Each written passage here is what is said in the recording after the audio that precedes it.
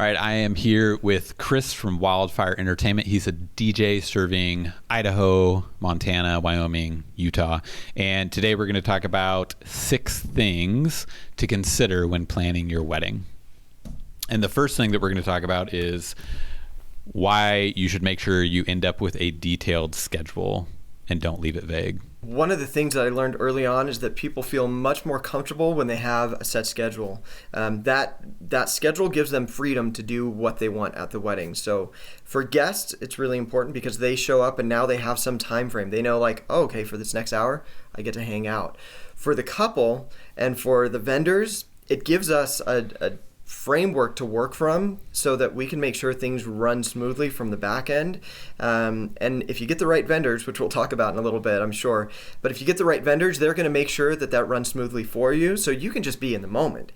And they'll make sure that you are in the right place at the right time, and you don't have to worry about orchestrating all that. And I think, I've seen couples that have tried to do it themselves, and it's kind of a shame because then they miss out on really, really important things, or they get a close family member to do that. And then the parents, I remember there was this friend of mine, she said, I missed my son walking down the aisle because I was trying to orchestrate these things. And I felt really bad, but I also thought, well, you could have hired me and I would have fixed that for you. But having that timeline and making sure everybody is on the same timeline, that's really essential. Craig, have you ever had a wedding where the planner has a timeline, the photographer has a timeline, the bride has a timeline, and they conflict? Have you ever seen that before? I haven't seen the conflicting. Usually there's a lot of iterations where the planner will make their timeline. The planner will then communicate with the photographer because maybe the photographer has made a very unique timeline that is more geared around sunset and family photos and making sure that they end up with the time they need to get that. But in terms of timelines, me as a wedding videographer on wedding day, I always print my timelines out and I always have them in my back pocket, and it's like a Bible for me. Like you live by the timeline in a good way. And the other thing is having a timeline like you're saying is really good for the guests and everybody, because especially towards the end of the night, like post ceremony, you're getting close to dinner. The chefs, he needs to know when to fire that food. The guests need to be in a certain position at the time. And all of us need to be in cahoots about it. And I have seen times where if we disrespect the timeline or ignore the timeline, it creates a domino effect. And maybe the food fires 20 minutes late. And I could not imagine being a chef and you're trying to cook chicken or whatever it is. And you're just like, no, we need to get this food out. But all of a sudden, something happened and it can just get really messy at the end because there's just so many professionals coming together who, like, we need to be like a puzzle and we need to fit together so that not only does the couple have a good time, but Aunt Sally and everybody like has a great time. And I'm sure everybody's hungry because I know how hungry I get towards the end of the night. And so I think that without a detailed timeline, it just leaves a bit of vagueness and things just don't run as smooth as they could. And you could run into problems. The 2 things that I generally think that you can't change in a night is when the food starts, especially for dinner, and sunset photos. You can't change those. The sun's not going to wait for you. It's not going to wait for you. So, you have to think about that early because let's say you've built up this, you've emotionally built to the first dance, and we get to the first dance, and because 2 or 3 things ran late, now it's time for sunset photos, and what are you supposed to do? So if you plan that beforehand, you don't run into that problem.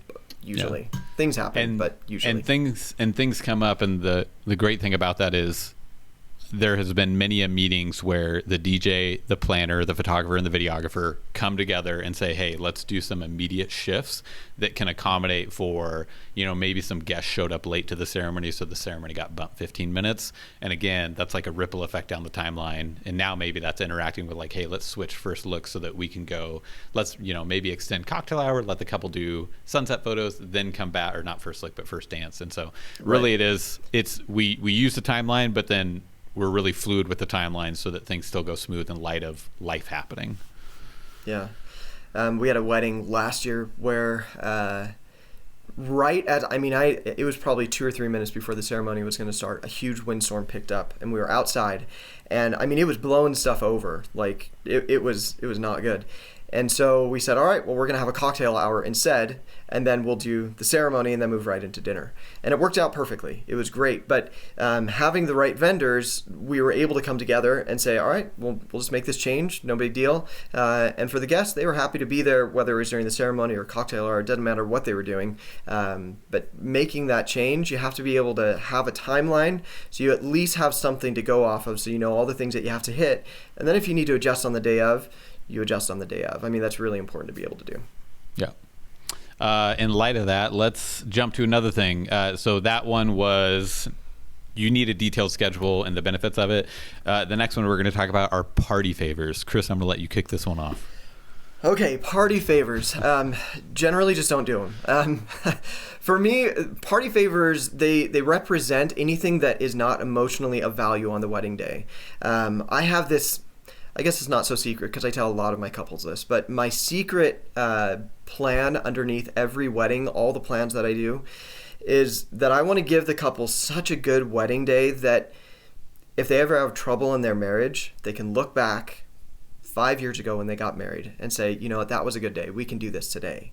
And I get emotional about it because it's really important to make sure that the things on the day are emotionally involving for the couple and for the guests. And party favors don't do that, right?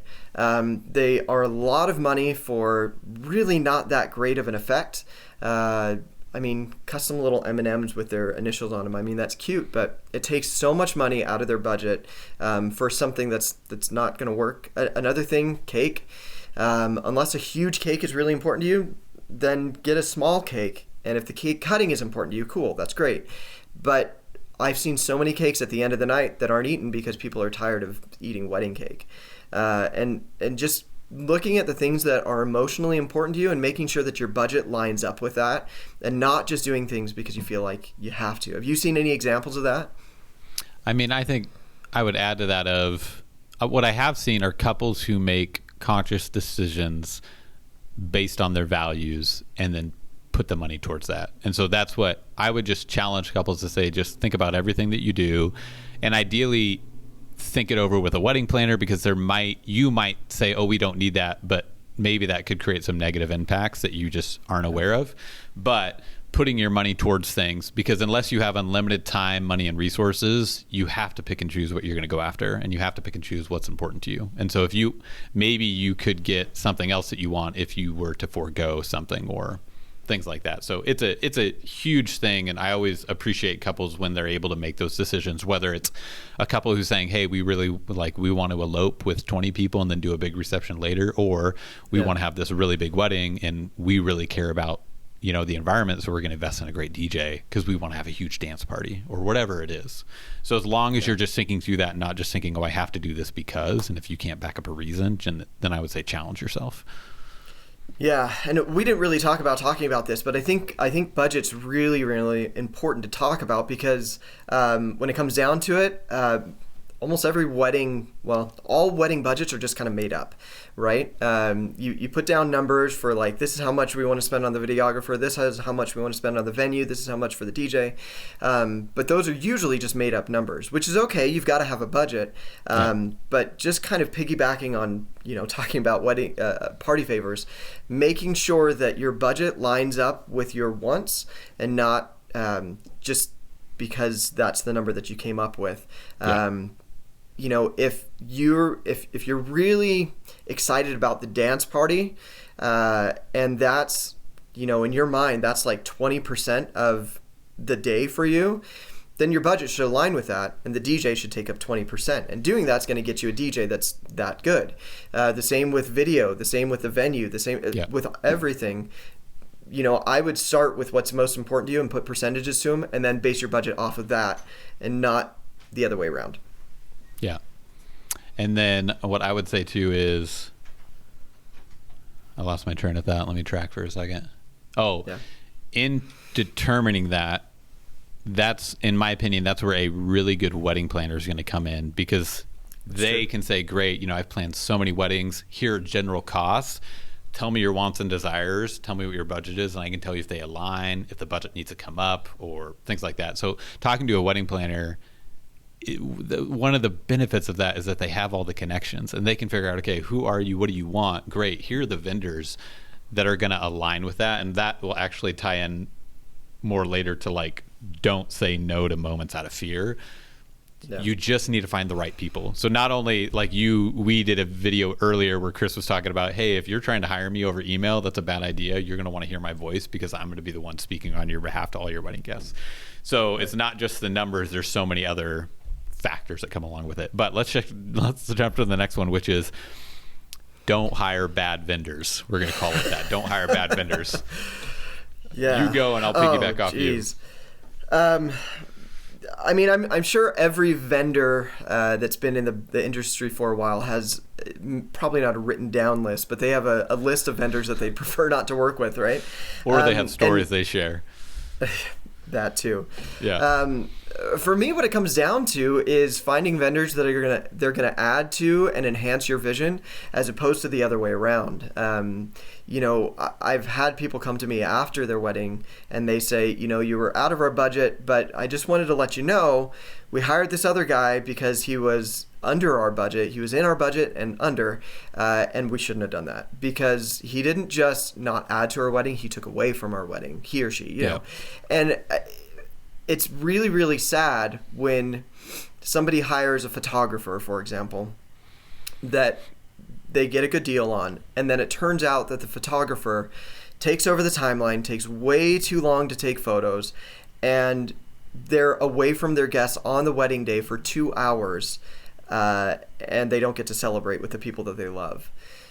So for me, the best way to avoid that is looking at the reviews and seeing what people are saying about them. Not just they did a great job, but again, I'm all about the emotional involvement. Finding some sort of emotion that the couples have said about the photographer, about the videographer, about the DJ. When you see that, it's more than just they did a good job. It's that they added to the day and they enhanced their vision. Yeah. I would say, I think couples, when they think about hiring vendors, I could be wrong on this, but my assumption would be is that they can think that we can hire the professional or we can hire somebody middle of the road within our budget or whatever it is. And in their mind, it's probably like a neutral interaction. It's like, well, they could be great or, it'll just be easygoing. In their mind, I don't think that it can create a negative impact on the day. An example that I have of that is a friend of mine is a great photographer, Ben Chaich out of Seattle. He recommended me to a couple. They ended up hiring somebody else that was below budget. They couldn't afford me. And so they chose to save in that area. And they hired somebody who wasn't, who just did not eat and sleep weddings and didn't realize the pace at which weddings can go. And so then when the first look came around, the videographer wasn't ready. And the videographer essentially yelled stop as the bride is literally about to touch on the groom's shoulder. The bride did not stop. She continued it. And then after the first look was crying. And this is what the photographer was telling me. And it hit me at that point. It was at that exact story. I was like, gosh, I'm so sad for that couple because they just didn't know that by spending that money, they created a pain point and a super negative event that happened. And I guarantee she probably was not thinking that was going to happen. And those are the stories you hear from couples where hindsight's 20/20. They'll say something to you like, man, we shouldn't have done that. We just didn't know. And I think they're solely thinking about budget, which I totally get. I don't want couples to go into debt. I don't want them to overspend or buy things that they can't afford. Right. But at the same time, I think that goes back to the other thing. Make sure you're putting money where you see the value and make sure that somebody doesn't negatively impact your day. I completely agree. And it's something that couples, I think, don't think about. Last year I jumped into officiating weddings. I got ordained just in case somebody doesn't show up. Yep. I've often thought about that. I need to go do that. It's like $30, totally worth it. I know. So anyways, in doing that, somebody hired me to be their officiant just for the day, and I gave them a good deal. But they didn't hire a DJ. They didn't hire most of the vendors that they needed to. They used friends.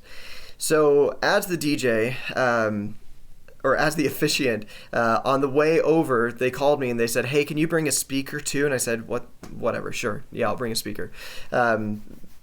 Side note, we also blew a tire on the way over there, and so it was a crazy day. But we get over there, and I'm standing up there with my notebook, to officiate, and I'm waiting for people to walk down for the processional. And they get through all of the bridesmaids and groomsmen, and then they go to play the song for the bride, and it's not playing because they're playing off of like Apple Music, and the cell connection is not good.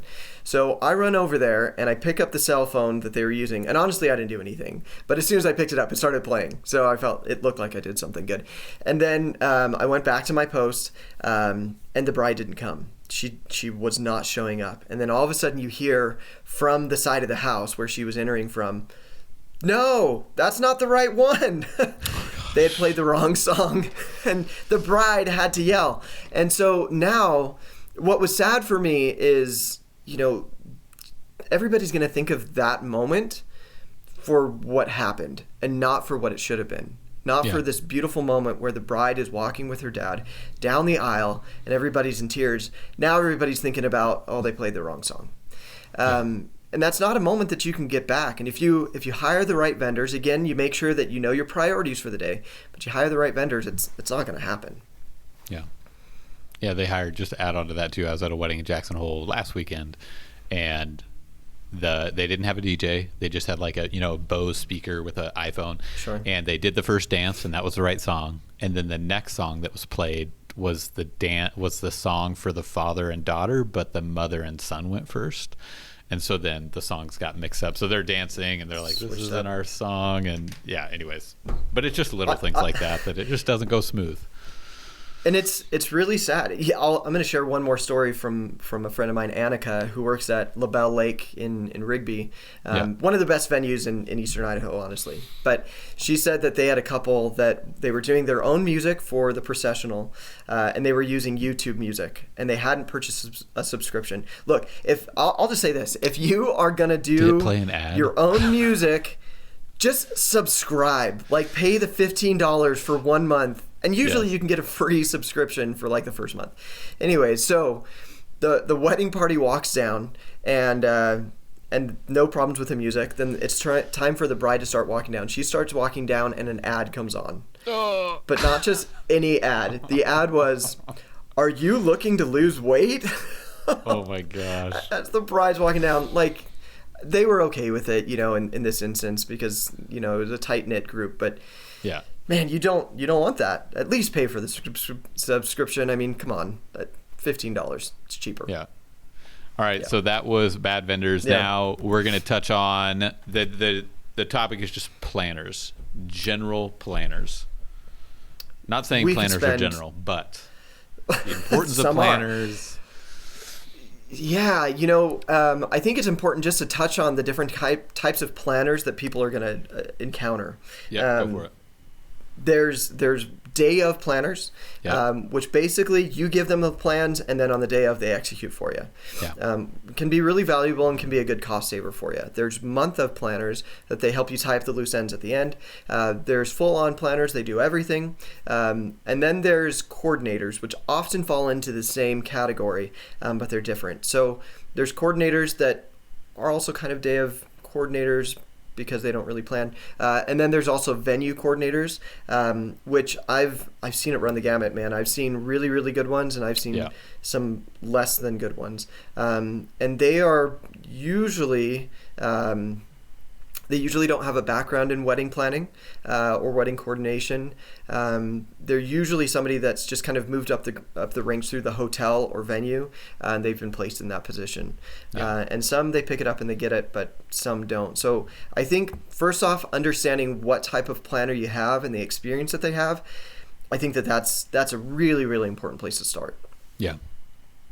Yeah, planners can do a lot, and I think planning a wedding takes a lot of work, and there's a lot of things you don't know. That's why the term hindsight 2020 exists. And I don't think if you're inviting 100, 200, 300 people to your wedding, it pays dividends to have a planner who's been through that and experienced that and knows what to do, so that at the end of the night those guests can say, wow, what a night that was. Or I just think, like, if you're getting married in Sun Valley outside, it's beautiful. Having a planner that can create that experience and just have it be nothing but positive is worth a ton. And if you like planning, you can then do something where you plan your wedding, or maybe a planner helps you out a bit in that process. I think a day of planner is doesn't really exist, any planner that even says they offer day of services, they're still helping out because they have to understand your plan. They have to understand how it's executed. They're probably going to give comments on it. But there is a multitude of options there depending on what role you want to play in that planning process. But having one, I'll say this, having one is a must, knowing that somebody has to plan your wedding. And even if you don't hire a planner, somebody there needs to be there to help orchestrate all of the professionals that you've hired. So, for example, you made the comment earlier where a mother of the bride was like, didn't you say, like, I didn't get to see my daughter walk down the aisle? That would be what you don't want to happen if you don't hire a planner. You have to acknowledge that somebody has to orchestrate the band and the DJ and the photographers and the videographer and time everything right. And if you don't have that, you could end up with something like that where your mom doesn't get to see you walk down the aisle, and no bride walks into a wedding saying, yes, that's what I want to happen. Right. Yeah. And it's tricky because I know there's an extra cost along with it, but man, it's worth it. When you get a good planner, it's totally worth it. And, I think a really good planner, generally, you don't know that they're there. Yeah. You see them there, but a really good planner is going to make things run really smoothly. It's terrible when you know there's a planner because they're doing a bad job, which, we've all seen before. But yeah, it's like you said, it's somebody there to run the day so that you don't have to. Every once in a while, I get people that contact me that say they want to hire me, but I'm out of their price range. And I understand budgets, but I tell them, number one thing that's going to take your wedding from here to here is have a timeline and have somebody that's capable running that timeline so that the photographer doesn't have to, so that the videographer doesn't have to, so that the mother of the bride doesn't have to. All these people have jobs to do on the day of, and it shouldn't be yelling at people to come over to see their daughter cut the cake. It kills me, And a good planner can make sure that those moments happen at the right time, in the right moments, and in the right way. Yeah. A planner is almost like insurance. It's like you'd be crazy to buy a $50,000 car and not get insurance to spend all that. And when I think of that, it's like if you've already paid for the venue, you bought the gown, you hired the photographer, the videographer, the DJ, all that stuff, to not hire a planner just runs the risk of like just having something go wrong. And I would say a statement that is true is that there are many planners who have saved many weddings from going south that couples never knew was even an option. Meaning there's so many planners who have saved a wedding and the couple rightly will never know that it was even on the verge of going down. And that's what a good planner does. It's like you get to enjoy the day and you get to be there, and you got the planner, like all the curveballs that hit, the power goes out at the venue, whatever it is, the planner makes it so that the couple never even knew it was on the verge of not working. They're working in the behind the scenes. That's the true value of a planner. Yep, 100% agreed. Let's talk about don't micromanage your wedding team.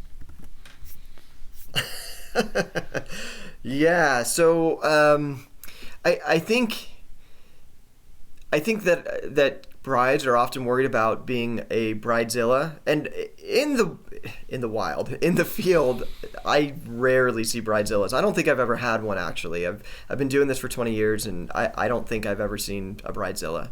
But what I have seen are couples that micromanage their vendors, which on the surface is not the end of the world. But it is for the couple because then they miss out on really, really enjoying their day. Yeah. When they're so worried that not everything's going to go perfectly, that things don't go perfectly because of that, it's really, really a shame. Because had they just, let the vendors do what they do, it's going to run smoothly. These are things that we do every weekend. And of course, it's not the same every weekend because we customize it, but just letting them do what they do, we're going to do a good job for them. And they're going to just be along for the ride.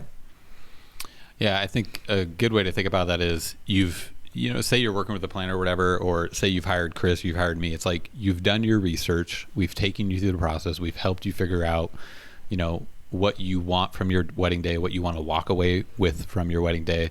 And then at that point, it's like you can release. We have it in the reins. If you vetted us, like say, you've looked at our reviews, we have a track record. Now let us do that for you. That'd be like going to going to a restaurant and saying, hey, I want to go back into the kitchen and watch how they're cooking the tomatoes, they're searing the steak. It's like, no, you need to sit down at the table, enjoy your guests, and we're going to present beautiful things in front of you. And so, and even that too, it's like, I feel with me being the videographer, I'm often side by side with the couple through a lot of events. It's like I get more privileged access to the couple than their best friends, which is really funny. It's like we're there for the first look. We're there, talking your nerves down or celebrating with you right after you said I do. And it's just fun to get them to slow down, enjoy, and I don't know. I love the moments when the couples are done with the ceremony and they get to go enjoy their guests for the reception or the cocktail hour. And it's just making room for that so that, hey, this is a sweet hour. You have guests who've flown in from all across the world and country. This is their first time where they really get to spend time with you. Go enjoy them. Go enjoy the food that you've hired. Go enjoy the music that the DJ's playing. Go enjoy the venue and what they've provided for you in the sunny weather. So... Yeah. And, I think for me, it comes down to having a final meeting with the couples and making sure that, for me, I know that I can show up and I can do a great job. But the reason that I have these final meetings is so the couple can see he's got it. Chris has got it. He knows what he's doing, and it's going to be okay. Because like you said, there's so many moments that could be passed over if you're trying to micromanage and you're missing those moments. Weddings are so unique because this is the one time, well, unless they do a vow renewal, but this is the one time in their life that they're going to have the people that they most love with them just for them. That is so unique and it's so cool. And I would hate for somebody to miss out on getting to have meaningful conversations with the people that they love because they were worried that the photographer didn't get the shot that they were hoping for. When the photographer knows, we got it, we're good. Don't micromanage. Which I'll say just a note about that though. If you find that you have a vendor that's not up to snuff and they're falling through the cracks, it's really important to have that conversation with them before the day of. And you should be in communication with them enough that you know that they got it or they don't got it. And if you have a planner, then they can help mitigate that a little bit, unless the problem is the planner. But have that conversation beforehand so you don't have to worry about that consciously or unconsciously on the wedding day. Yeah. And this is a great lead into the last one. Don't say no to moments out of fear. And so what we were just talking about was don't micromanage your wedding team because we want you to be present for the things that are going to happen that day. We want you to be present for the emotional moments. We want you to be present for your friends and family, and to enjoy them deeply. And so this last one, don't say no to moments out of fear. And this was your idea, Chris, on this one. So flesh that out for me. Yeah. It's weddings are tricky because it's emotional. It's an emotional day. And because of that, you're going to have to be emotionally vulnerable. So I often get couples asking me if they can, shorten the first dance, or, invite all the fathers and daughters out for half of the father-daughter dance. And I caution them and invite them to think about what those moments really, really are, and that you're not going to get another chance at another first dance. You're just not going to get that. You're not going to get another chance to dance with your dad or dance with your mom. And making sure you understand what those moments are about. It's not about being in front of everybody for your father-daughter dance. That's not really what it's about. For your dad, he's been looking forward to this moment along with walking you down the aisle. He's been looking forward to this moment his whole life, where he gets to dance with his daughter at his wedding. Now, of course, that's not to say that there aren't dads that would rather not do this. I understand that. But knowing that you're sharing this moment with this person or these people or whatever the event is that you're doing, knowing that you're sharing this moment with them, that's going to last you the rest of your life. And I'm sad when couples don't get that experience, when they forego it because they're worried about being emotionally vulnerable in front of their guests. And I'll also say this, that if you're crying all day long, it's okay, because everybody there, of any situation, that's a situation that they're going to be most forgiving about somebody crying on their wedding day. They're not going to care. In fact, they'll love it that you're crying and that you're getting emotional. And they're going to say, okay, that makes sense. Nobody's going to say, man, I can't believe that bride cried on her wedding day. It's okay to be a little bit emotionally vulnerable. I mean, you don't want to like be blubbering all day long, but it's having a few emotionally vulnerable moments. I think it's actually important for your wedding day. Yeah. I would say some big picture things right now that you're seeing is, if what you're hearing Chris say is resonating with you, you need to realize that you need people like that on your wedding day, and don't get people who cannot relate to that. And so I tell couples, like couples will often say to me, like when they inquire in like the contact form, stuff like that, they'll say things like, we want the emotion of the day captured. We want the essence of the day captured. We want a film that we can watch and relive the day.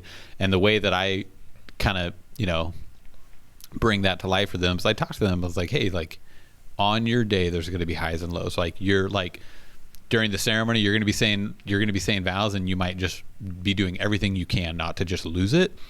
After the ceremony, in the same way, you're going to be so excited. You're just going to be like super high, but a moment ago you were like crying, and then you're going to have a father-daughter dance, all these things. And what I tell couples is like, my goal is to capture those emotions, and it like you walking down the aisle, right? If you're walking down the aisle, it's like, that's the action of you coming down and you're looking at your dad, and then there's the reaction, like your mom seeing that or him seeing you walk down the aisle, and it's like, how is he outwardly showing that? It's like he's feeling something on the inside. Is it a tear? Is he looking away from you because he doesn't want to cry, like he's just trying to hold it together? Is he just like grinning from ear to ear? And everybody's going to do it different, but I would say if you are deeply connected to that, and you're not shying away from that, you're like, yeah, if I cry, man, I'm gonna let it come. If I laugh, I want to laugh as hard as I can. Find people, because we're next to you all the time. The planner's close to you, the photographer's close to you. Find people who will give you space to do those things, and not negatively impact those moments. Yeah, agreed. And for me, I when people think of a DJ, they think, well, we want a DJ that can throw a good party. Like that's usually that's like one piece of the pie. First things right. That's it. But that's just for one me, small section. The DJ is not going to be able to throw a crazy rager for you unless those emotional moments happen. I think of it like a performance, right? Like a good performance, like at a theater or something, it's going to lead to natural clapping at the end, right? The same for us. A good emotional wedding is going to lead to naturally dancing and celebrating. I'm sure you've been to a wedding where you've had the DJ say over and over throughout the night, all right, let's make some noise for him. I didn't hear you. Let's do it louder, But the thing is, you're there for the couple, and after the first dance, man, you're there for them, and you're going to applaud. You're ready to do that. The same for the dancing. If you're emotionally involved during the first part, you're going to be celebrating in the second half. Yeah. All right. So that was our 1, 2, 3, 4, 5, 6. That was our 6 tips on a million things to consider for a wedding. But hopefully you found one of these helpful and it encouraged you. If you want to get in contact with Chris, he's a DJ. Again, he serves Idaho, Wyoming, Utah, and Montana. You can find him at www.wildfiredj.com or on Instagram at wildfiredjs. So DJs. Thank you so much, Chris. I really appreciate you coming on and chatting with me. And hopefully, if you're watching this, you were helped by this in planning your wedding. And we're super happy and excited for you. And watch some more of our videos if you want some more helpful content. Always happy to talk weddings. Thanks, Greg.